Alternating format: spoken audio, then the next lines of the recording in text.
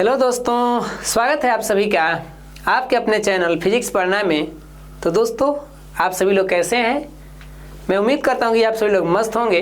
तो आज की इस क्लास में हम लोग करने वाले हैं 60 प्लस ऑब्जेक्टिव और हमारा चैप्टर होने वाला है विद्युत धारा। तो ये क्लास विद्युत धारा का ऑब्जेक्टिव के लिए बहुत ही ज़बरदस्त होगा, क्योंकि यहाँ पर ऑब्जेक्टिव को अधिक तौर पर वैसे ही क्वेश्चन को लिया गया है जो एग्जाम में पूछे गए हैं। तो इस क्लास को एकदम अच्छा से कीजिएगा और बहुत सारे ऐसे क्वेश्चन होंगे जिनका हम लोग एक्सप्लेन भी करने वाले हैं। तो चलिए शुरू किया जाए आज की इस क्लास को। और विद्युत धारा यानी इलेक्ट्रिक करंट पर ये क्लास बहुत ही महत्वपूर्ण होगा, क्योंकि यहाँ पर ज़्यादा से ज़्यादा हम लोग किस तरह के क्वेश्चन करने वाले हैं जो एग्ज़ाम में पूछे गए हैं। तो हो सके तो आप इसका नोट्स भी बनाइए, चैप्टर वाइज ऑब्जेक्टिव को नोट्स बना लेते हैं तो बहुत सारे बात माइंड में हमारा क्या होता है, फिट हो जाता है।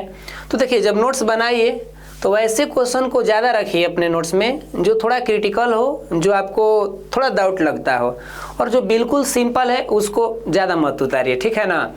तो चलिए शुरुआत किया जाए इस क्लास का पहला क्वेश्चन।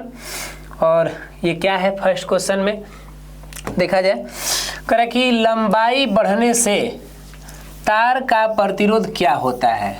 अगर हमारे पास एक तार हो और उस तार की लंबाई को अगर बढ़ाते जाएं तो प्रतिरोध में क्या परिवर्तन होगा। तो जब हम लोग पढ़े होंगे ये बात कि किसी चालक का प्रतिरोध किन किन बातों पर निर्भर करता है, तो वहाँ जानकारी था कि अगर चालक तार की जो लंबाई है उसको बढ़ा दिया जाए, मान लीजिए कि ये पहली स्थिति है, पहली स्थिति में इतना लंबा तार है और एक बार हमने दूसरी स्थिति में क्या कर दिया, इतना बड़ा कर दिया, तो ये हमारा दूसरी स्थिति हो गई। अब कोई पूछेगा कि इस टाइम जो प्रतिरोध का मान है और इसमें जो प्रतिरोध का मान है क्या एक ही है कि बदलाव होगा। तो बिल्कुल यहाँ तो भाई बदलाव होना चाहिए, लेकिन जब हम इसकी लंबाई बढ़ा दिए तो ये आर का जो मान होगा यहाँ पर बढ़ेगा कि घटेगा, ये हमारा एक तरह से क्वेश्चन बन गया है। तो इसी हिसाब से हम जानते हैं कि जितना लंबाई को बढ़ाया जाता है तो हमारे चालक तार के प्रतिरोध भी क्या होते हैं, बढ़ते हैं। तो हमारा आंसर क्या होना चाहिए, बी फॉर बॉय। इसी को ना हम लोग कहते हैं, ऐसे लिखते भी थे कि प्रतिरोध जो होता है लंबाई के समानुपाती होता है और इसके अनुप्रस्थ काट के क्षेत्रफल के व्युत्क्रमानुपाती होता है। तो ये हम लोग पढ़े हुए हैं उसमें, जो किसी चालक का प्रतिरोध वाला किन किन बातों पर निर्भर करता था। तो ये अच्छा रहा क्वेश्चन। अगला देखिए क्या कह रहा है, कह रहा है कि सौर ऊर्जा को सीधे विद्युत में बदलने वाली युक्ति को क्या कहेंगे। जो सोलर सिस्टम में जो हमारे सूर्य हैं, जो इस पूरे ब्रह्मांड का ऊर्जा का अच्छा स्रोत हैं, उनके प्रकाश से हमारे इन चारों ऑप्शन में कौन ऐसा है जो उसको डायरेक्टली विद्युत में कन्वर्ट कर दे। तो देखिए, हम लोग ये डेनियल सेल, ये सब सेल हमारे होते हैं, सेल के प्रकार बैटरी में। ये सूखा सेल कभी सुने होंगे नाम, लेकिन यहाँ पर इस नाम में कुछ मैचिंग कर रहा है, सौर सेल। तो यही वो सेल है जो प्रकाश ऊर्जा को कहाँ बदल देता है, विद्युत ऊर्जा में। इसे कभी कभी हम लोग फोटो इलेक्ट्रिक सेल अंग्रेजी में भी कहते हैं। तो ध्यान रखिएगा, इस सेल, इस बैटरी का, जैसे मार्केट से बैटरी खरीद के लाते हैं तो उसका काम क्या है, एक बार यूज करिएगा उसको फेंक दीजिएगा। वहीं हमारे मोबाइल का जो बैटरी है उसको चार्ज करिए फिर यूज करिए। तो उसी तरह एक होता है सौर सेल, उसको हम लाइन से चार्ज नहीं करेंगे, उसको सौर प्लेट से या यूँ कहे तो सूर्य के प्रकाश के द्वारा उसको हम चार्ज कर लेते हैं। और वो क्या करता है भाई, तो ये सूर्य के प्रकाश को लेके बदल देता है किस में, सीधे विद्युत में बदल देगा और यहाँ से हम अपना चीज़ें यूज कर लेंगे, ठीक है ना। तो ये बढ़िया रहा, अच्छा सा जवाब। आगे देखिए क्या कह रहा है, ये कुछ न्यूमेरिकल है। देखिए, इसमें ऑब्जेक्टिव में बहुत सारे न्यूमेरिकल भी आएंगे। तो भाई ये ऑब्जेक्टिव है, अब हम न्यूमेरिकल को ज़्यादा से ज़्यादा एक्सप्लेन करेंगे तो समय तो बढ़ेगा ही। तो कुछ एक्सप्लेन के साथ हम क्या करेंगे कि जो कैलकुलेशन करने वाले हैं उसको थोड़ा हम कैलकुलेटर का यूज़ कर लेंगे, समय भी हमारा बचेगा। अब हम करेंगे तो आप मत कीजिएगा, आप कंसेप्ट समझिएगा, नहीं तो वीडियो थोड़ा और लंबा होता चला जाएगा ना एक एक न्यूमेरिकल बनाने में। देखिए, करें कि एक विद्युत बल्ब है और इसके तंतु का प्रतिरोध, तंतु समझते हैं जो उसमें स्प्रिंग फिलामेंट होता है, उसका प्रतिरोध दिया है 1200 ओम, मतलब ये कहीं ना कहीं आर का मान दिया है। कितना दिया आर का मान, 1200 ओम। और कह रहा है कि यह जो बल्ब है ना, ये 220 वोल्ट के विद्युत स्रोत से कितना विद्युत धारा लेगा। मतलब यहाँ धारा के मान पूछ रहा है, इसको वोल्टेज दिया जा रहा है कितना है, वोल्टेज मतलब 220 इस तरीक़ा से, और पूछ रहा है कि धारा के मान बता दीजिए। तो R है, V है और I है, इनके बीच ओम के नियम से हम लोग जानते हैं ना, संबंध वाला सूत्र ओम्स लॉ, समझ रहे हैं। तो ओम्स लॉ से क्या हम लोग जानते हैं, V बराबर IR, ठीक है। तो जो भी मान यहाँ दिया है, V का मान दिया है 220, I के मान तो निकालना ही है, R के मान दिया है 1200। तो ध्यान रखिए यहाँ से ये जीरो से एक ही जीरो कटाना पड़ेगा, हम 2 कटा दिया। अच्छा रुकिए ना, ऐसे करिए, डबल जीरो है। आई अगर अकेले करते हैं तो 220 बटा में कितना आ जाएगा, 1200। तो एगो जीरो से एगो जीरो कट गया। अब हमारे पास बच गया 22 बटे में 120। तो 22 के आधा हम करते हैं अगर तो कितना हो जाएगा 11, और 120 के आधा करते हैं तो 60 हो जाएगा ना। अब 11 में 60 से भागा दिया जाए तो कहीं ना कहीं ये देख रहे हैं ना, कम मान है, ये क्या है, ज़्यादा मान है। तो पकड़ भी सकते हैं कि कम मान में ज़्यादा से भागा देते हैं तो वो दशमलव में जाता है मान, 0 पॉइंट कुछ से जाता है। ये बात तो क्लियर है ना, कि बड़े मान में अगर छोटा से भागा देते हैं तो दशमलव में नहीं जाएगा जल्दी, शुरुआती दशमलव तो आएगा नहीं, लेकिन यहाँ पर छोटा में बड़ा से भागा दे रहे हैं तो भाई दशमलव की कहानी शुरू से हो जा रही है। तो ऐसे भी आप पकड़ लेंगे, और नहीं तो भागा दे के देखेंगे तो उतना आ भी जाएगा, ठीक है। तो ये रहा इस तरह का आंसर। हमें उम्मीद है कि आप इस आंसर को समझ गए होंगे। तो आगे बढ़ा जाए, तीसरा क्वेश्चन को देखा जाए क्या कह रहा है।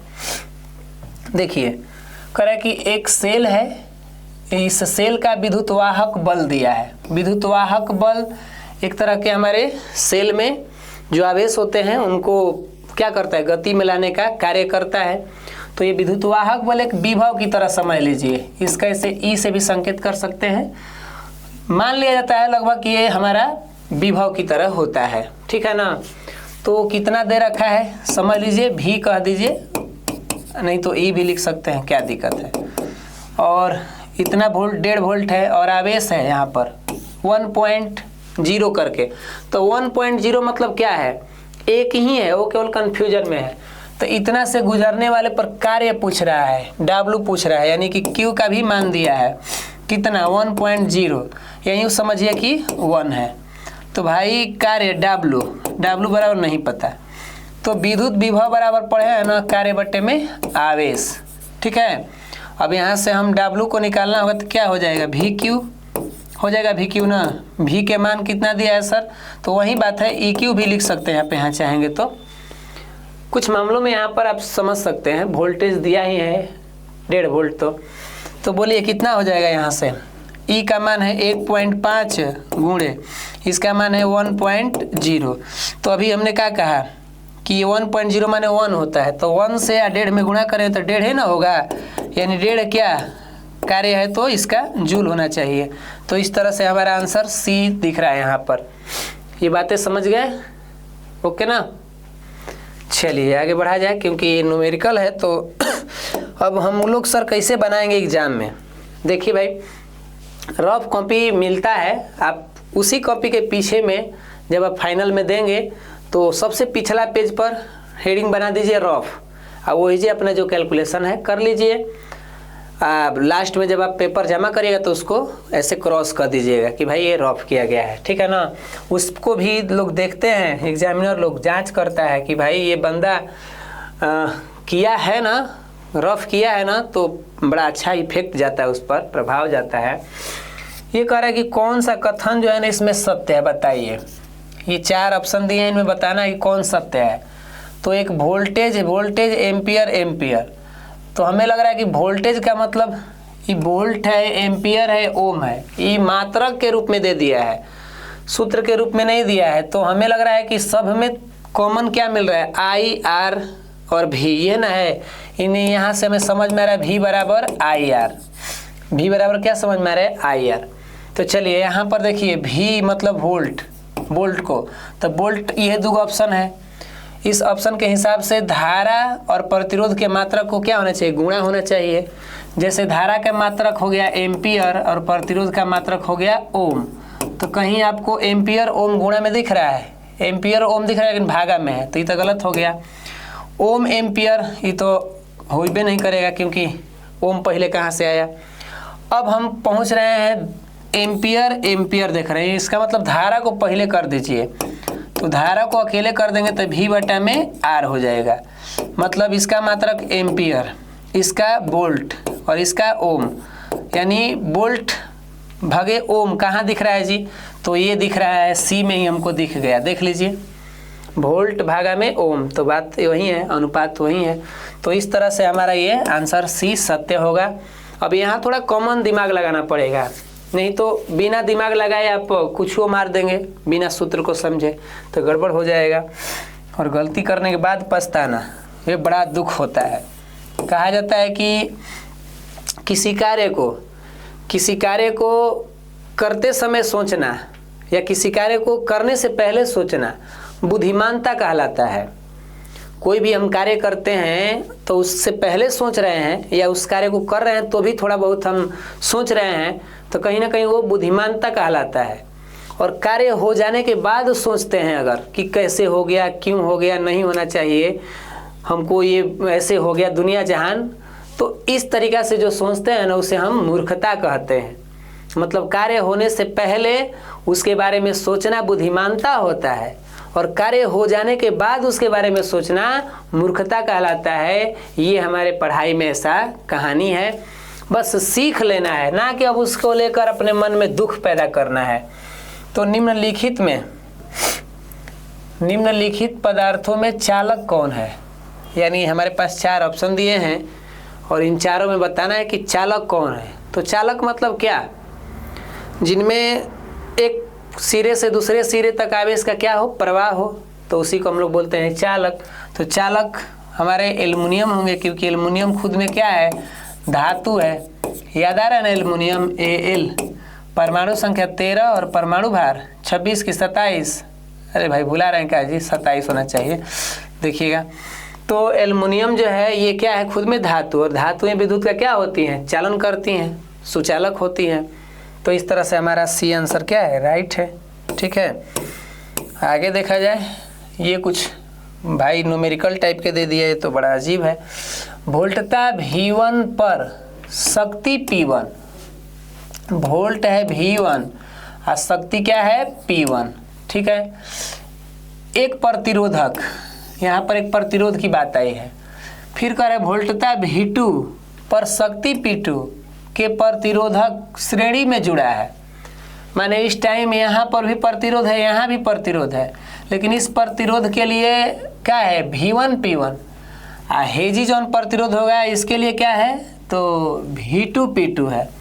तो भाई साहब पहले हम यहाँ निकालना पड़ेगा ना, यहाँ पहले वाले V1 P1 के लिए हम क्या निकालें, R का मान निकालें, तो क्या होता है बोलिए, P बराबर होता है V²/R, पढ़े है ना शक्ति का सूत्र। तो यहाँ से निकाल लिया जाए, सब में 1 लगा दीजिए, 1 1, यहाँ से R निकाल लीजिए, तो R1 बराबर क्या हो जाएगा, V1 का स्क्वायर बटे में P1। क्लियर ना। उसी तरह निकाल लीजिए यहाँ पर R2, तो R2 निकालेंगे तो कितना हो जाएगा, V2 का स्क्वायर बटा में P2। ठीक है, अब कह रहा है कि इनको श्रेणी में जोड़ दीजिए, जो R1 और R2 लेके आए हैं उनको श्रेणी में जोड़ दीजिए। मतलब कितना कर दीजिए सर, तो R1 प्लस R2 कर दीजिए, श्रेणी माने RS कर दीजिए। ठीक है, तो बोल दीजिए R1 के मान कितना है, कुछ ऐसे है, प्लस कुछ ऐसे है, तो ये मैचिंग किसके साथ हो रहा है, इतना प्लस इतना, यानी कि ये हमारा आंसर क्या होगा, A4 एप्पल सही हो गया। क्लियर ना। देख लीजिएगा, यहाँ पर डाउट मत रहिएगा भाई, हम तो कोशिश किए हैं कि आप समझ जाएंगे। ये आसान सा है, बस फार्मूला का प्रयोग करना था। ये देखिए क्वेश्चन क्या कह रहा है, कह रहा है कि घरेलू जो विद्युत परिपथ में प्रतिवर्ती धारा, यानी हम लोग इसे अंग्रेजी में AC अल्टरनेटिंग करंट भी कहते हैं, इसकी फ्रीक्वेंसी क्या होती है। जो हमारे घरों में धारा आता है ये ऐसे ऐसे करते हुए आता है ना, कंपन, ये मैंने इसमें फ्रीक्वेंसी होती है। तो ये पूछ रहा है कि ये जो ऐसे टेढ़ा मेढ़ा हो रहा है ये कितना होता होगा भाई, इसकी आवृत्ति हमारे घरों में जो धारा आता है, तो ये हमारे होते हैं 50 हर्ट्ज। कितने हर्ट्ज होते हैं? 50 हर्ट्ज। हर्ट्ज किसका मात्रक है? तो आवृत्ति का मात्रक है। तो हमारे घर में जो धारा आ रहे हैं वो 50 हर्ट्ज अपना क्या कर रहे हैं, एक समय अंतराल लेते होंगे, प्रति मिनट या प्रति सेकेंड कुछ ऐसे करके कंपन होता है। तो ये सब पढ़ाई जो है, ये कंपन करना, ये सब की पढ़ाइयाँ 12th लेवल पर है, तो ज़्यादा उधर हम लोग गहरा में नहीं जाएंगे। हाँ, 12th में जब मिलिएगा तो बात ही क्या करना। हाँ, दूसरे देश में ये आवृत्ति का मान ऐसा ही नहीं होता, किसी किसी देश में चेंज भी होता है। अब आप अमेरिका के पूछिएगा तो वहाँ पर हमको उम्मीद है कि 50 हर्ट्ज नहीं होते होंगे, वहाँ पर चेंजिंग है, वहाँ के एसी धारा का फ्रीक्वेंसी वहाँ लगभग 60 के आसपास होता है।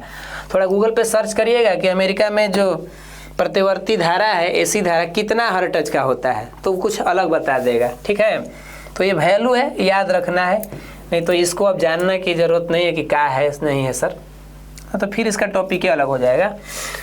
1 यूनिट विद्युत का मान क्या होना चाहिए? 1 यूनिट। हम अपने घर में जो बिजली बिल जमा करते हैं तो आपको पता होगा कि यूनिट के हिसाब से ही ज़्यादातर जमा होता है ना। तो ये यूनिट क्या होता है सर? तो विद्युत ऊर्जा की खपत होती है। यूनिट मतलब क्या है? विद्युत ऊर्जा का खपत। तो कितना विद्युत ऊर्जा का? तो ध्यान रखिए, 1 किलोवाट घंटा का विद्युत ऊर्जा हम खपत जब करते हैं तो उसे हम बोलते हैं 1 यूनिट। 1 किलोवाट घंटा मतलब अगर आपके घर में मान लीजिए सपोज दैट कि 1000 वाट का हीटर हो और इस हीटर को आप 1 घंटे तक क्या करिए, चला दीजिए। 1000 वाट का हीटर है, 1 घंटा चला देंगे तो वो 1 यूनिट का खपत कर लिया। लेकिन ये सर मात्रक ऊर्जा का है कि नहीं, ये बताइए। तो हम लोग ऊर्जा नहीं यूज कर रहे हैं, असली में ऊर्जा का मात्रक क्या होता है? जूल। तो जूल के रूप में अगर देखा जाए 1 किलोवाट घंटा में कितना जूल, तो 1 पॉइंट कह रहे हैं, इसको चेंज भी कर सकते हैं हम लोग। कैसे? 1 किलोवाट में कितना है? 1000 वाट। ठीक है, और 1 घंटा है तो समय का मात्रक क्या होते हैं? सेकेंड। तो 1 घंटा में कितने होते हैं? 3600 सेकेंड होते हैं। तो फाइनली कितना हो जाएगा? 36 पर 5 जीरो, कितने जीरो? 5 जीरो। अगर दशमलव करते हैं पीछे से तो 3.6 गुणे 10 के पावर कितना जूल? 6 जूल हो जाएंगे, क्योंकि दशमलव जैसे ही हटाएंगे तो फिर एगो कट जाएगा ना इसमें से, तो कुछ ऐसे हो जाएंगे, ध्यान रखिएगा। तो क्लियर किसके बराबर होगा भाई? तो कुछ इस तरीक़ा से 3.6 गुणे 10 के पावर 6 जूल। ये सब जो है ना, यूनिट, 1 किलोवाट घंटा, इतना जूल, सब आपस में क्या है? ये बराबर हैं। ये मान को याद रखिएगा, यहाँ से क्वेश्चन बनते रहते हैं। अगला क्वेश्चन देखिए क्या कह रहा है, कार्य करने की क्षमता को क्या कहते हैं? तो आप लोग बता ही देंगे, इसमें ज़्यादा कुछ है नहीं। कार्य करने की क्षमता को 9वीं क्लास में पढ़ते आए हैं। 1 माइक्रो एम्पियर, यहाँ एम जो है माइक्रो को सूचित करता है। एम जो है किसको सूचित करता है? माइक्रो। और माइक्रो वर्ड मतलब क्या है? सूक्ष्म, छोटा से छोटा, बहुत छोटे चीज़ को माइक्रो, जैसे माइक्रोस्कोप है ना। तो माइक्रो जो होता है वो कितना छोटा है? ये कुछ ऐसे होता है, 10 के पावर -6 जो माइक्रो होता है। 1 माइक्रो किसके बराबर होता है भाई? 10 के पावर -6 के लिए। मतलब हम यहाँ से ऐसे लिखें 1 माइक्रो एम्पियर बराबर, तो माइक्रो माने क्या होता है? 10 के पावर 6, 1 में गुणा करेंगे तो वही हो जाएगा, तो 10 के पावर -6, सॉरी, ये है एम्पियर। तो 1 माइक्रो में कितना मान होता है? 10 के पावर -6 एम्पियर हो जाता है। अगर कभी कभी नैनोमीटर आ जाता है, जैसे 1 नैनो एम्पियर दे दिया, तो यहाँ पर हम नैनो मतलब 9, यूँ समझिए नैनो कार नहीं होती है, वो नैनो कार चलती थी। तो नैनो माने नैन भी होते हैं, आँख भी होते हैं, और आँख किसी कार को देखता है तो थोड़ा सा मज़ा आ जाता है। तो इसीलिए नैनो आ गया तो 9, माइक्रो आ गया तो 6। मिली भी होता है इससे छोटा, माने इससे भी पहले ही आता है मिली। डेसी, सेंटी, मिली, माइक्रो, नैनो, पिको, कैसे तो बोलते हैं ना इकुल। चलिए, इतना याद कौन रख रहे हैं हम लोग।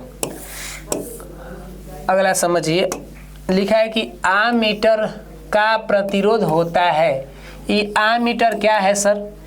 तो ये विद्युत धारा, ये विद्युत धारा को मापने वाला यंत्र है। विद्युत धारा को मापने वाला क्या है? यंत्र है। तो अब बताइए कि आमीटर विद्युत धारा को मापेगा, और विद्युत धारा का दुश्मन कौन है? प्रतिरोध। विद्युत धारा के दुश्मन कौन है? प्रतिरोध। अगर ये ज़्यादा हो जाएंगे तो भाई विद्युत धारा लो पड़ जाएगा। बात समझ में आ रही है क्या? क्योंकि विद्युत धारा इनके बीच दुश्मनी है, तो इनकी संख्या बढ़ जाए तो भाई ये तो कमज़ोर पड़ जाएगा। तो हमको मापना है कि इसको विद्युत धारा को, कि भाई देखो हम तुमको मापना चाहते हैं, तो कहे कि हमको मापना है तो मेरा दुश्मन की संख्या कम रखो। अगर हमारा दुश्मन ज़्यादा हो जाएगा तो हम लो पड़ जाएंगे, फिर हमको नहीं माप पाओगे। इसका मतलब प्रतिरोध को कम करना पड़ेगा, तो धारा को हम अच्छा से क्या कर सकते हैं? माप सकते हैं। तो इसीलिए प्रतिरोध क्या होना चाहिए? छोटा होना चाहिए या कम होना चाहिए। अगर एक अच्छा एमीटर है, बहुत बढ़िया, अति सुंदर, यानी आदर्श है, तो उसका हम लोग प्रतिरोध जो है लगभग क्या मान लेते हैं? शून्य के बराबर मान लेते हैं। कभी कभी पूछता है कि आदर्श एमीटर का प्रतिरोध क्या होता है, तो आप कह दीजिएगा कि यहाँ पर शून्य हो जाता है। ऐसे क्वेश्चन ये सब पूछेगा नहीं, है, समझ लीजिएगा कि धारा मापना है तो प्रतिरोध के मान को कम करना चाहिए ना। अगला क्या कह रहा है जी, ये देखिए, लिखा कि रियोस्टेट, ये थोड़ा सा नाम अंग्रेजी है, रियोस्टेट, इसको हम हिंदी में कहते हैं परिवर्ती प्रतिरोधक। हम लोग जब ओम के नियम को साबित करते थे तो वहाँ पर हम लोग कुछ उपकरण लेते हैं, याद आ रहा है? चालक तार, बैटरी, एमीटर, वोल्ट मीटर, प्रतिरोध, और वही में वही नाम आता था। इसको कुछ ऐसे सिंबल दिखाया गया होगा, देखिएगा ना, ऐसे करके कुछ ऐसे कट कर दिया जाता था। तो इसका काम क्या होता है? हमारे परिपथ में प्रतिरोध के मान को बढ़ाना घटाना। इससे क्या फ़ायदा होता है कि हम धारा के मान को ठीक ठीक ज्ञात कर लेते हैं। धारा के मान को क्या कर लेते हैं? ज्ञात कर लेते हैं। मतलब इसका उद्देश्य क्या हो गया? तो ये धारा के परिमाण में थोड़ा बहुत बढ़ा भी सकता है, घटा भी सकता है। ये अस्थाई नहीं रखता है धारा को। धारा को एक परमानेंटली फिक्स नहीं करने देता, उसके मान को कम बेसी करने में ये क्या होता है? सहायक होता है। तो ध्यान रखिएगा, ये रियोस्टेट का काम क्या है? धारा के परिमाण में वृद्धि या कमी करना। क्लियर ना? बिल्कुल। चलिए आगे बढ़ा जाए। और ये अगला क्वेश्चन कह रहा है, देखिए, कह रहा है कि इलेक्ट्रिक हीटर की कुंडली, जो हम लोग इलेक्ट्रिक हीटर घर में खाना बनाने वाले होते हैं ना, उसमें स्प्रिंग सा लगा रहता है, कुछ ऐसे स्प्रिंग लगे रहते हैं, नहीं, तो ये कुंडली कही जाती है। ये किस पदार्थ की बनी होनी चाहिए भाई? और आप जानते हैं कि इसको जब हम इलेक्ट्रिक देते हैं तो ये लाल सा हो जाता है, एकदम हीट हो जाता है, और उसमें से लगता है गर्माहट, ऊर्जा देने। तो भाई उतना गर्म पर भी ये टिका रहता है। दूसरा कोनो पदार्थ रखे वहाँ तो जल के भस्म हो जाएगा, लेकिन इसका टेम्परेचर बहुत न सहने की क्षमता है, यानी इसका गलनांक बहुत क्या होता है? उच्च होता है। इसका गलनांक उच्च भी होता है। और कमेंट करिएगा कि कितना इसका गलनांक होगा। टंगस्टन के बारे में नहीं पूछ रहे हैं, हम इसके बारे में पूछ रहे हैं कि लगभग अनुमान बताइएगा कमेंट में, हम देखेंगे कोई कमेंट कर रहे हैं क्या। इसका कितना गलनांक अनुमान तो होना चाहिए। एक तो पहले जान गए कि उच्च होता है, लेकिन अब धातु कौन रखेंगे ना यहाँ पर, तो ज़्यादा से ज़्यादा वो टिकेगा नहीं। अब भाई कुछ धातुएं हैं, टंगस्टन की बात नहीं कर रहे हैं, ऐसी धातुएं यहाँ पर रखी जाएगी ना, इतना टेम्परेचर देते हैं जो विद्युत धारा द्वारा, वो नहीं सहेगा। तो इसीलिए इसको मिश्र धातु के रूप में तैयार किया गया है। किस रूप में? मिश्र धातु। और मिश्र धातु की खूबी क्या है कि अपने से बने धातुओं से ताकत हो जाते हैं, मतलब जिनसे ये बनता है ना, उनसे ये ताकतवर हो जाता है। तो यहाँ पर हमारा आंसर होता है नाइक्रोम। क्या होता है? नाइक्रोम। नाइक्रोम में दो चीज़ मिले होते हैं, नाई मतलब निकेल, NI, और क्रोम मतलब क्रोमियम। क्रोम मतलब क्या? क्रोमियम। और भी कुछ पदार्थ होंगे, लोहा हुआ और भी इसमें डाले जाएंगे, मैग्नीज भी डाले जाएंगे, लेकिन ज़्यादा हम लोग इसी को लेकर चलते हैं। तो ये दोनों पदार्थ जब मिल जाता है ना, तो इनके मिलने से ये मिश्र धातु और ताकतवर बॉडी बिल्डर हो जाता है। इसके अंदर तापमान सहने की क्षमता पैदा हो जाती है, और इसमें निकेल को लगभग ना 80% शायद कहते हैं लोग डाला जाता है, और 20% क्रोमियम, या कुछ भी मात्रा में इधर उधर थोड़ा बहुत फर्क हो सकता है, क्योंकि और ही इसमें क्या होता है? डाला जाता है, वो बनाने वाले कंपनियों का कहानी है, हम लोग थोड़ा बहुत ये जान सकते हैं। तो नाइक्रोम तार की ही ये कुंडली बनेगी विद्युत हीटर में, जिससे कि वो ज़्यादा से ज़्यादा क्या कर सके, तापमान सह सके और हमें ऊर्जा दे भाई। ना तो तुरंते जल जाएगा तो क्या खरीद के लाएगा हीटर। आगे कह रहा है कि ओम के नियम निहित है, इन चारों में से किस में ओम का नियम निहित हो गया।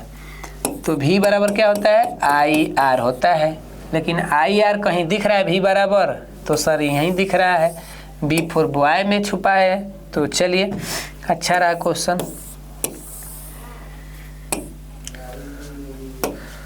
अगला कह रहा है कि 1 कूलम विद्युत आवेश में कितने इलेक्ट्रॉन होंगे। इलेक्ट्रॉन की बात पूछ रहा है कि हमारे पास 1 कूलम आवेश है, विद्युत आवेश है, इस आवेश में कितने इलेक्ट्रॉन होंगे।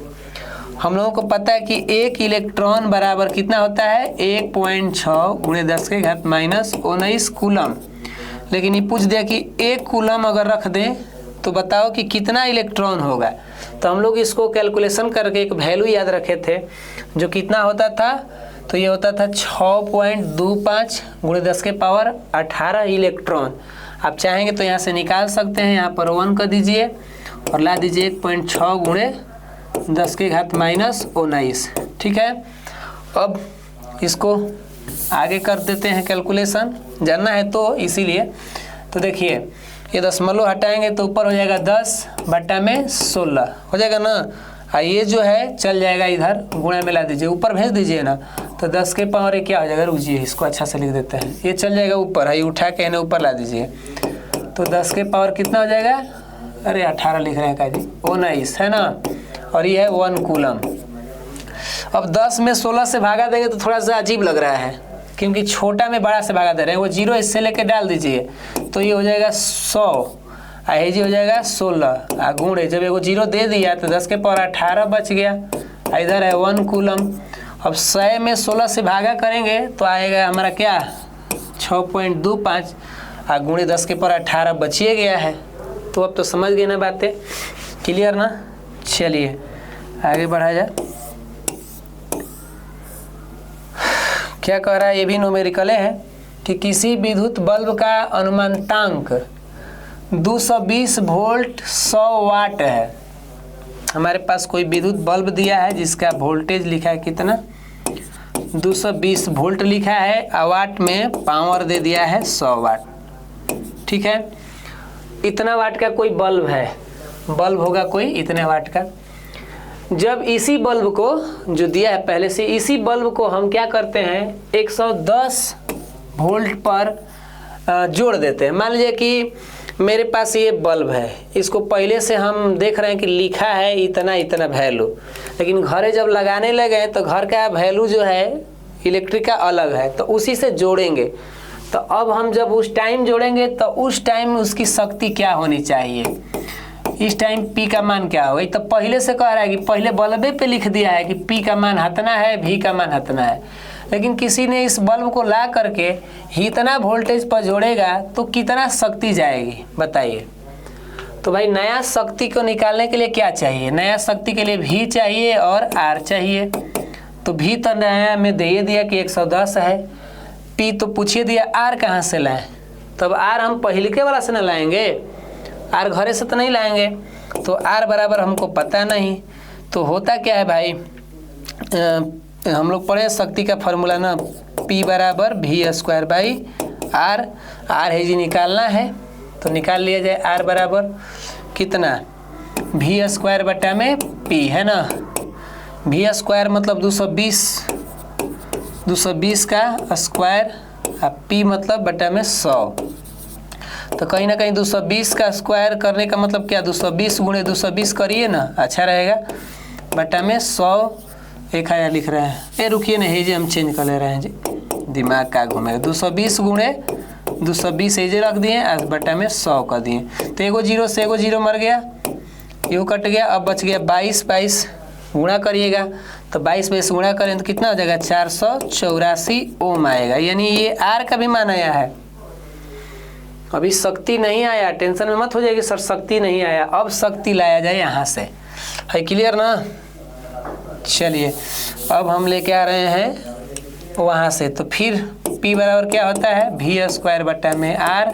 फिर यहाँ से ले लीजिए R बराबर, दूसरी बार ला रहे हैं नया वाला, तो डैश मार दीजिए, इसमें डैश दे दीजिए, डैश दे दीजिए, और इसका वोल्टेज में भी डैश दे दीजिए, नया है तो कितना हो जाएगा V² बटा में P ना, तो V² नया ले लीजिए, कितना 110 गुणे 110, सॉरी यहाँ पर 110 बटा में P का मान कितना है जी, इस P का मान, अरे गड़बड़ कर देखा जी, अजीबे हाल है, थोड़ा सा हो जाता है, छोटे छोटे आदमी से बड़ी बड़ी गलतियां हो जाती है, हमारा दिमाग है जी एने से होने कर दिया, यहाँ यार रख दिए, तो V² माने 110 गुणे 110, सही लिख रहे थे क्या जी, अरे दिमाग खट्टा कर दे। P यहाँ पर आएगा नीचे, क्योंकि हम हेजी R रख दिए तो हेजी P आ गया, तो P का मान कितना है ये तो निकालना ही है, और इस R का मान कहाँ से ले लेंगे 484, ठीक है, और यहाँ है तो 11 हो जाएगा, 00 हो जाएगा, और बट्टा में कितना है P, तो अब मिटा दे रहे हैं, और P बराबर अकेले करते हैं तो 121 00 बट्टा में कितना 484। भाई तनी भागा देना पड़ेगा, मोबाइल का हम प्रयोग कर ले रहे हैं इसीलिए कैलकुलेशन देख ही रहे हैं आप लोग। तो कितना है जी 121 00 भागा में 484, 25 आ रहा है आंसर ना, तो यहाँ पर हमारा आंसर कितना आ रहा है 25, D फॉर डॉग। आप लोग इसको कैलकुलेशन में मिला लीजिएगा तनी, हमारे हिसाब से भाई सही आंसर है। तो बड़ा मेहनत लगा हमको, बार बार इधर उधर दिमाग घुमाना पड़ा, चलिए होता है क्या करिएगा।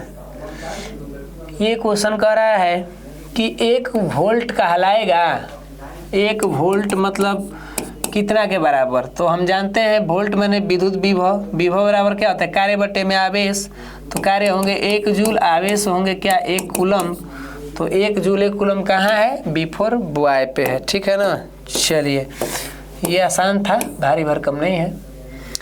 करे कि ए मीटर को विद्युत परिपथ में कैसे जोड़ें हम, भाई साहब हमारा चालक तार है, यहाँ से धारा चल रही है, तो हमको चाहिए ही कि पूरा धारा माप ले। अब ऐसे जोड़ दिया जाए कि पूरा धारा इससे होके गुजरे, तो हम क्या करेंगे इसी तार में बीच में कहीं काट करके इसी के श्रेणी क्रम में इसको क्या कर देंगे ए मीटर को जोड़ देंगे। अब पूरा धारा इससे होके गुजरेगा तो ये अपना बता देगा वैल्यू कि कितना है। तो श्रेणी क्रम हमारे पास दिया ही है यहाँ पर ऐसे करके, क्लियर ना। चलिए आगे बढ़ा जाए। ये क्या कह रहा है जी, कह रहा है कि निम्नलिखित में कौन सा पद विद्युत शक्ति को निरूपित नहीं करता है। 4 वो मेरे पास ऑप्शन दिए और इन चारों में से कहा कि कौन जो है विद्युत शक्ति को नहीं बताएगा। तो देखिए विद्युत शक्ति को नहीं बताने के लिए पहले जानिए विद्युत शक्ति का सूत्र कब होता है। P बराबर है वो पढ़े W/T, P बराबर पढ़े अभी हम लोग V²/R, न्यूमेरिकल में यूज किए थे इसको। P बराबर एगो क्या होता है VI, एगो होता है P बराबर I²R। ये इतना हमको पता है और ये आपको पता होगा तो बता दीजिएगा। तो इसके हिसाब से ये तो मैच कर रहा है, ये मैच नहीं कर रहा है, ये मैच कर रहा है, ये मैच कर रहा है, ठीक है। तो कौन नहीं करता है, तो नहीं करने वाले तो भाई ये है B4 बॉय आंसर आ रहा है। इस आंसर को हम कहेंगे क्लियर, ठीक ना। चलिए ये भी न्यूमेरिकल है का प्रभु, कोई बल्ब है वहाँ से क्या हो रहा है 1 मिनट में 120 कूलम के आवेश जा रहे हैं, तो बताइए धारा क्या होगा। धारा यानी IQ/T, तो Q कितना है 120, T कितना है 1 मिनट, तो 1 मिनट का मतलब ये तो मिनट ना हो गया, धारा की मात्रा क्या होता है सेकेंड, तो 60 सेकेंड हो जाएंगे। तो यहाँ पर हो जाएगा 60, कट जाएगा 2 बार में, तो 2 एम्पियर हमारा इसका आंसर आ जाएगा। क्लियर ना शॉर्टकट में। चलिए आगे बढ़ा जाए। अगला कह रहा है कि किस उपकरण में प्लस का और माइनस का चिन्ह नहीं रहेगा। हमारे पास 4 ऑप्शन है और कोना में प्लस माइनस की बात नहीं देखी जाएगी। तो भाई देखिए सब में कहीं ना कहीं ढूंढेंगे कि ये कौन कौन जो है यंत्र है और कौन कौन जो है यंत्र नहीं है। तो आमीटर यंत्र है, एक छोटा सा डिवाइस है। वोल्ट मीटर भी एक यंत्र है। कुंडली एक यंत्र नहीं है, ये तो तांबे तार की लपेटी हुई क्या कॉइल होता है एक, तो कॉइल में हम प्लस माइनस का जिक्र नहीं करेंगे, उसमें नहीं ध्यान देंगे। विद्युत सेल तो हमारे सेलों में प्लस माइनस के चिन्ह होता नहीं होता है, ऐसे प्लस नीचे माइनस, इसमें भी रहता है। समझ में आ रही है बातें? तो कुंडली, तांबा तार की कुंडली लपेटने में हमको प्लस माइनस की क्या जरूरत है? तो हमारा आंसर C4 कैट होना चाहिए। ठीक है, ये क्या कह रहा है जी? कह रहा है कि प्रतिरोध के मान को बढ़ाना है, तो कैसे जोड़े उसको? प्रतिरोधों को जोड़ने का क्या तरीका? दो तरीका। एक हमारा था श्रेणी क्रम RS बराबर R1 प्लस R2। तो इस कंडीशन में क्या होता था कि जो फाइनल वैल्यू है भाई, इनके मान से हमेशा बड़ा आता है। अगर यहाँ पर 2 है और यहाँ पर 3 है तो फाइनल वैल्यू 5, जो कि 5 R1 से भी बड़ा है, R2 से भी बड़ा है, तो प्रतिरोध बढ़ गया यहाँ पर। क्लियर ना? मेन RS जो है यहाँ क्या हो जाएगा? बढ़ जाएगा। तो बढ़ाने की बात कर रहा है तो उसको जोड़ना पड़ेगा श्रेणी क्रम में। कौन क्रम में जोड़ना पड़ेगा? श्रेणी क्रम में। अब सर श्रेणी क्रम तो जैसे बुझा नहीं रहा है, लेकिन है देखिए इसी का नाम है पार्श्व क्रम की पार्श्व क्रम, हमको पार्श्व क्रम बोलने दीजिए। तो पार्श्व क्रम में ही ये क्या है? जुड़ा है, इसी का नाम है दूसरा। तो ध्यान रखिएगा, भुलाइएगा मत। पार्श्वबद्ध कहेगा तो समांतर क्रम, अब पार्श्व क्रम कह दिया तो वो हमारा श्रेणी क्रम। ठीक,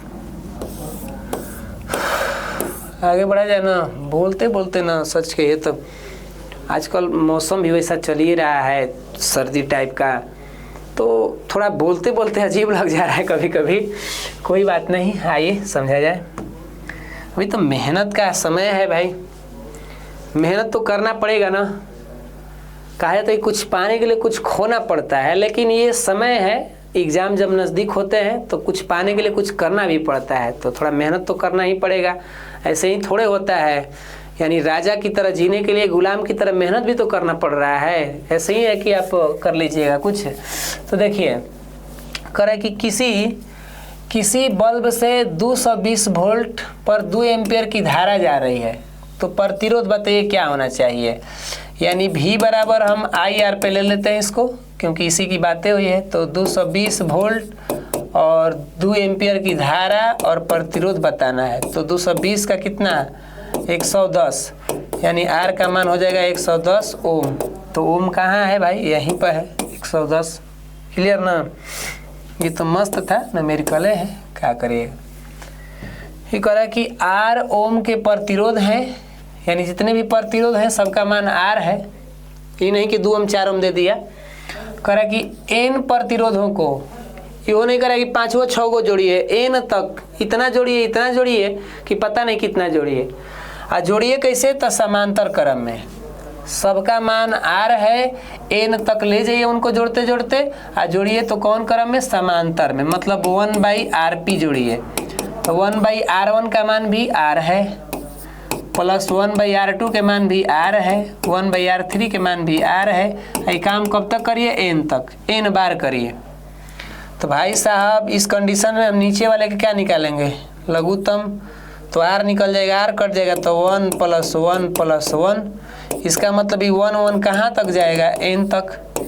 तो जब भी कोई अंक, कोई संख्या बार बार जोड़ी जाती है और N तक, तो फाइनली रिजल्ट हम क्या लाते हैं? उस जोड़ वाले जो भी अंक हैं, संख्या हैं, उनमें और इनमें गुणा कर देते हैं। तो हम 1 1 जोड़ते जा रहे थे, N से गुणा कर देंगे।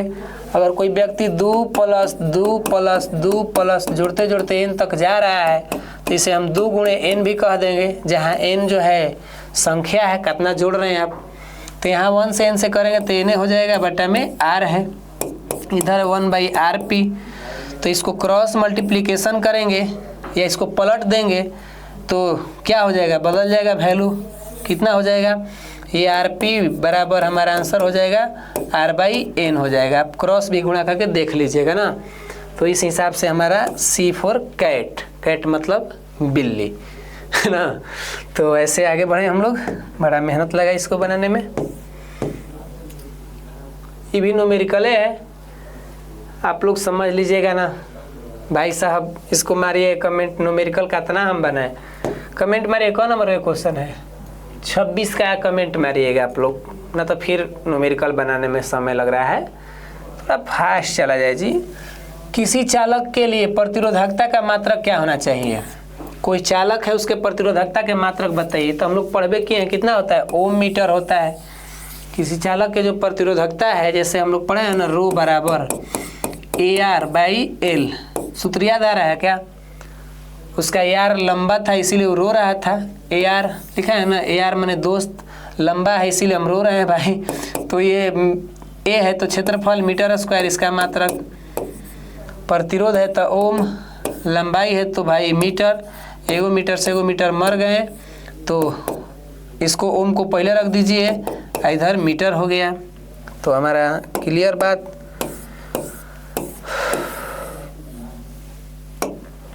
कह रहा है कि हमारे घरों में जो विद्युत आती है ना, वो क्या होती है? हमारे लाइन जो आते हैं घर में, वो कैसा लाइन होते हैं, AC की DC?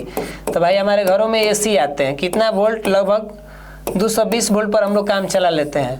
तो AC को हम हिंदी में क्या कहते हैं? प्रतिवर्ती धारा। क्या कहते हैं? प्रतिवर्ती धारा। और DC को दिष्ट धारा। तो हम लोग बैटरी वाला धारा नहीं लेके चलते हैं, पावर हाउस ले आता है AC धारा। ठीक है, ये देखिए, किसी चालक के बीच इतना दुनिया जहान, तो ओम के नियम से। इसको आप लोग मार लीजिएगा आंसर, ठीक है ना? ओम के नियम से V बराबर IR के द्वारा चेंज कर लीजिएगा। हाँ, V बराबर IR बना लीजिएगा। कौन है? C लग रहा है क्या? V बराबर IR। हाँ ठीक है। ये भी न्यूमेरिकल है क्या प्रभु? 100 वाट है और 250 वोल्ट में मेन में जोड़ा, तो धारा के मान बताइए। I बराबर क्या? V/R हो जाएगा ना? अभी तो पर दिया था।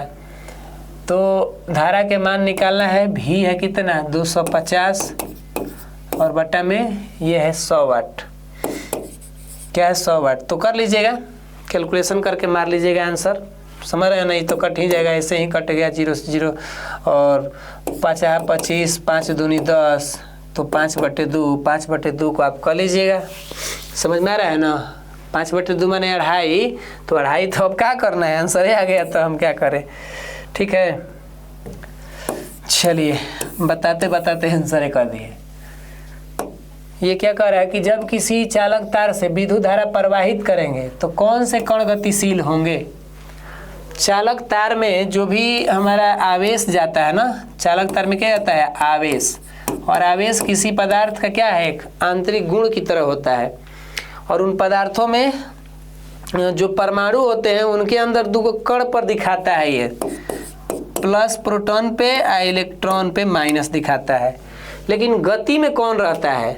एक परमाणु के अंदर ये कण होते हैं, तो इनमें गति में कौन रहता है सर? तो ये तो इलेक्ट्रॉन है जो गतिशील है। ये तो नाभिक में रहता है बेचारा अस्थिर मन से। तो गतिशील कण कौन होगा? इलेक्ट्रॉन होना चाहिए ना, यह गति करता रहता है। इसी से गति होने से हमारा विद्युत धारा प्रवाह होता है। चलिए, ये भी न्यूमेरिकल है। ये न्यूमेरिकल है कि 100 वाट 220 वोल्ट है, तो प्रतिरोध बताइए। R बराबर V/I कर दीजिए। V के मान 220 वोल्ट और कितना प्रतिरोध पूछबे किया है? तंतु का प्रतिरोध क्या होना चाहिए? ये भाई साहब इस पे नहीं बनेगा। ये कैसे P दिया है ना, तो P बराबर क्या होता है? VI। P बराबर VI। चलिए कैसे लिखवा रहे हैं जी? P बराबर V² बटा में R पे बनेगा। अब ही बन जाएगा, क्षमा चाहते हैं 2-3 बार लिखना पड़ गया। हम देखना पड़ता है किस पर बनेगा, थोड़ा फॉर्मूला भी तो लगाना है। तो इस पर रख लीजिएगा, बन जाएगा। आंसर आएगा कितना? 484 ओम। बना लीजिएगा आप लोग इसको। आसान है, भारी भरकम नहीं है। ये क्या कह रहा है कि 1 ओम 2 ओम है, श्रेणी में जोड़िए। तो पहले इनको जोड़ दिया जाए। 1 + 2 मिलके 3 ओम। आप वोल्ट भी दे दिया, V 6 वोल्ट। तो बैटरी से धारा बताइए। धारा तो क्या होता है? V/R ना होता है ना, V/R। तो V का मान 6, R का मान 3, कट के 2 एम्पियर। 2 एम्पियर कहाँ है? B4 बॉय में है। ठीक है, ओम के नियम से क्या होगा? वहीं ये तो पढ़े ही होंगे हम लोग, मिल ही जाएगा आंसर। किसी कुंडली का प्रतिरोध ज्ञात करने का सूत्र ये है जी, एक वही जैसा क्वेश्चन में आ रहा है बार बार छुट्टिया के।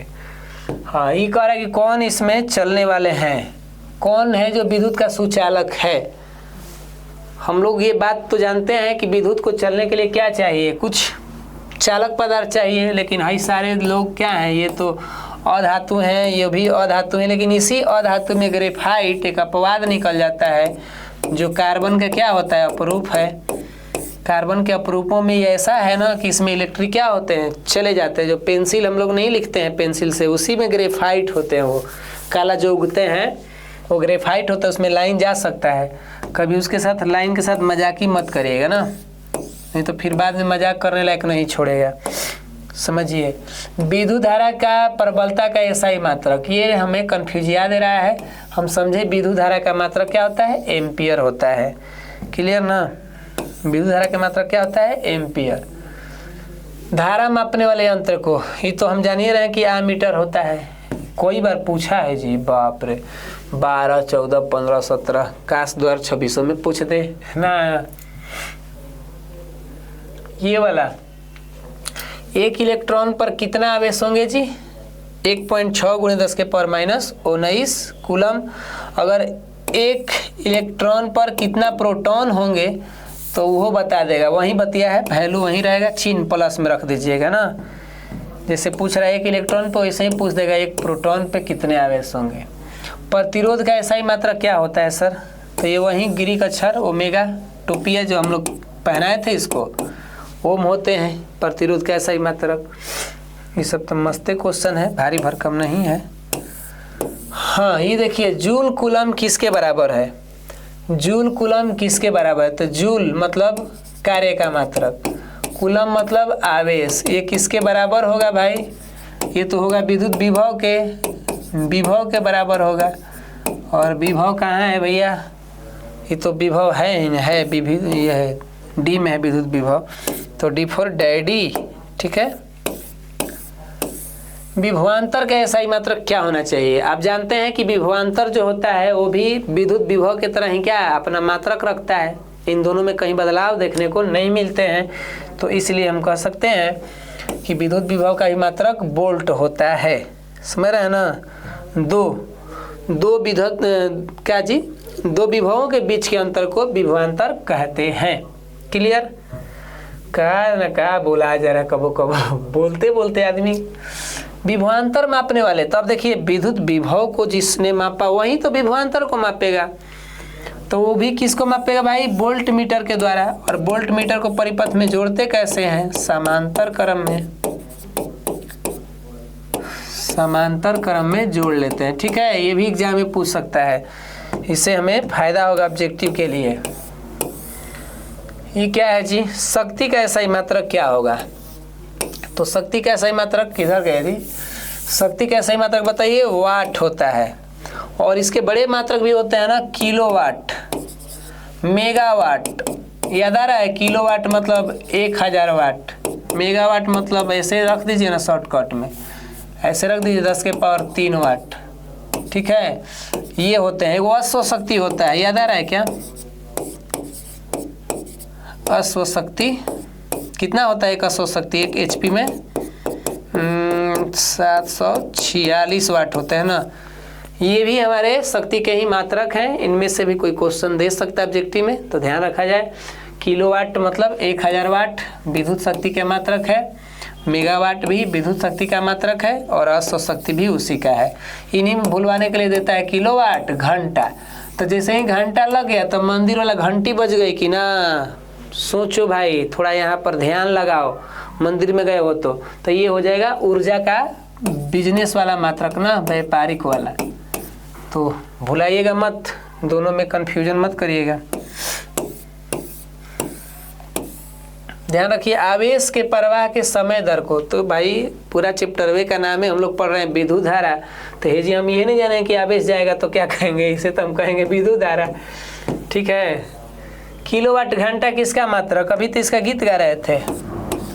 विद्युत ऊर्जा का क्या होता है, व्यवसायिक मात्रक किलोवाट घंटा।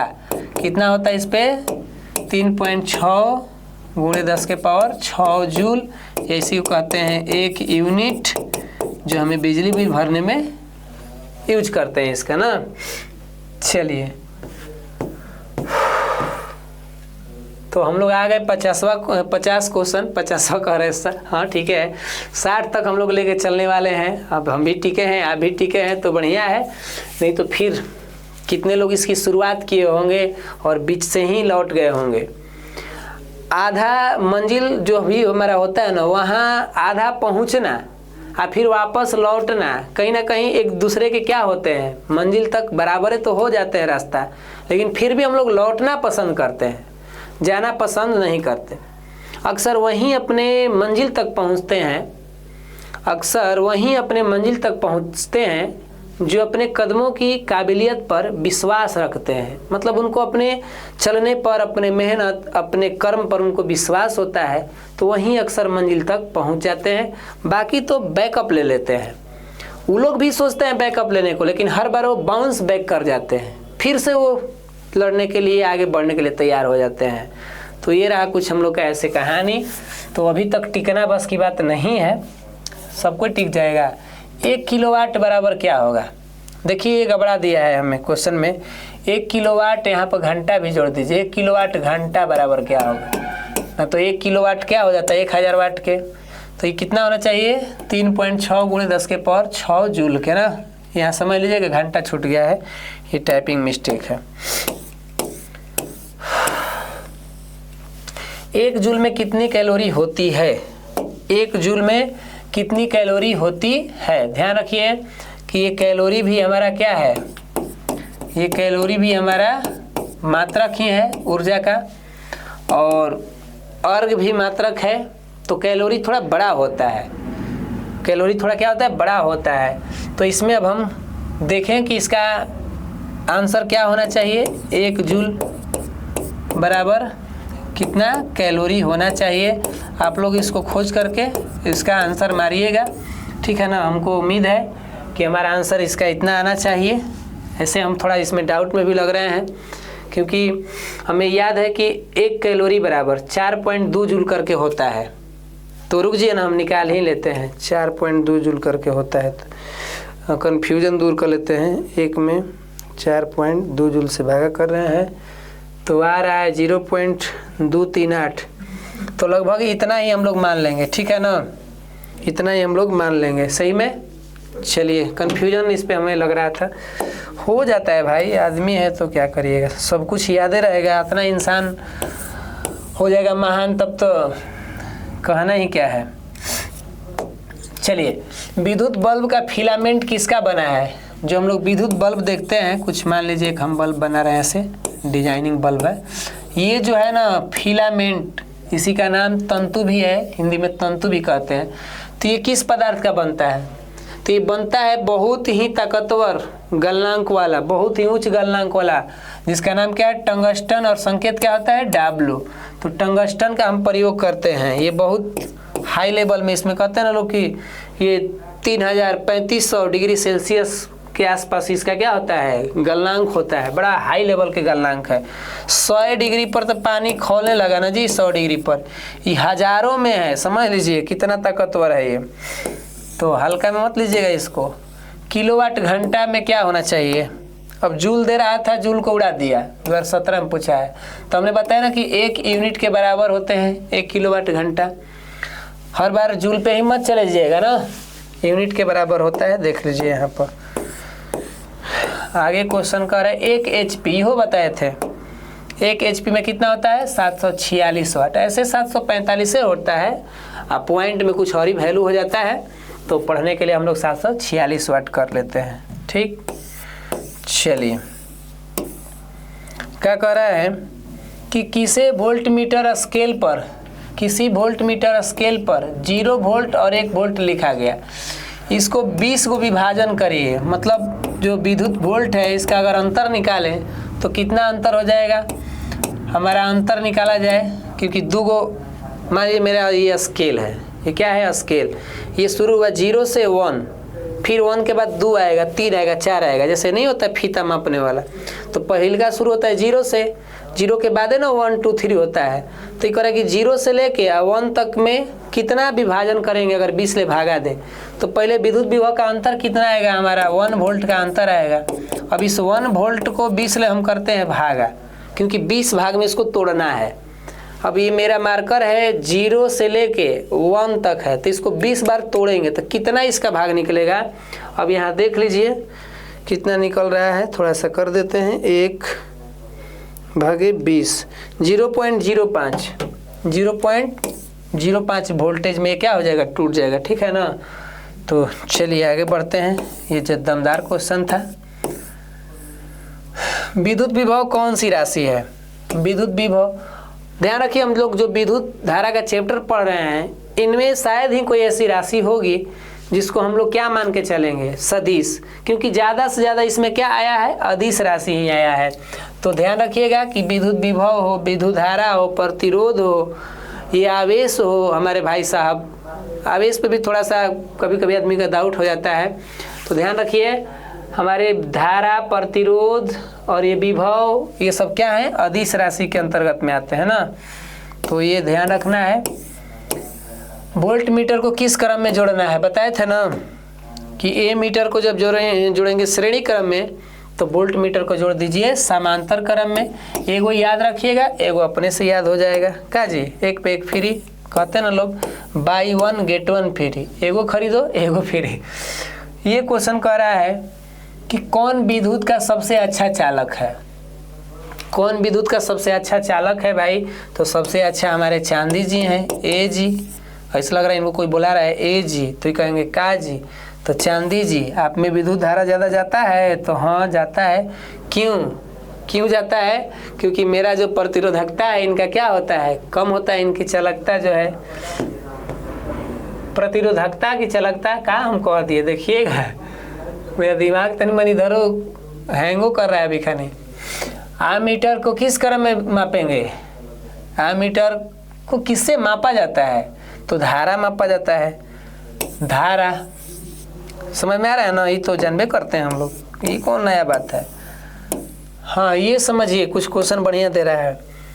अगला क्वेश्चन है क्या कह रहा है जी कि समांतर क्रम में संयोजित प्रतिरोधों की संख्या घटाने के उपरांत संयोजित प्रतिरोधों का कुल प्रतिरोध क्या होना चाहिए। थोड़ा सा अजीब क्वेश्चन कर रहा है। कह रहा है कि समांतर क्रम में हम लोग जो प्रतिरोध जोड़ते हैं ना, जैसे हम लोग कैसे जोड़ते हैं, 1/RP बराबर 1/R1 plus 1/R2 plus 1/R3। तो ये कह रहा है कि इसके जोड़ने क्रम में अगर हम संख्या को घटा दें, घटाने का मतलब जैसे 3 को जोड़े हैं, यहाँ से वो अगर हटा दें तो ये घट गया हमारा। तो इसके घटने पर इसका जो मेन हाई वाला वैल्यू है ना, इसमें क्या परिवर्तन होगा, ये बढ़ेगा कि ये घटेगा, ये बताइए। मेन जो है भाई साहब ये क्या होगा। तो हम लोग पहले से ही पढ़े आए हैं कि समांतर क्रम में जो भी ये आरपी होता है वो प्रत्येक के मान से क्या होता है, कम होता है। बेचारा पहले ही से ही दुखी होता है। जितने भी R1 R2 R3 जुड़ते हैं उनके मान से इसका मान क्या आता है, कम आ जाता है। तो जैसे ही हम उनको हटा दें अगर, तो थोड़ा सा इसको और ही ताकत मिल जाएगा, थोड़ा सा और ही रिलीफ मिल जाएगा। इसको समझ में आ रही है बातें। तो इस कंडीशन में हमको क्या करने लगता है, ये थोड़ा सा अपना वैल्यू अपने आप को थोड़ा बढ़ाने लगता है। क्योंकि अगर कोई जोड़ दिया है ऐसे, अब कोई R4 तक जोड़ दिया है, तो भाई सबको करेगा तो भागा ना करना, इसमें भागा करके वैल्यू को ना देखना है, डायरेक्ट जोड़ना तो है नहीं। तो जैसे ही हम इसको घटाएंगे, इधर से घटाते चलेंगे, तो हमारे इसके मान में क्या होने लगेगा, वृद्धि होने लगेगा, बढ़ने लगेगा।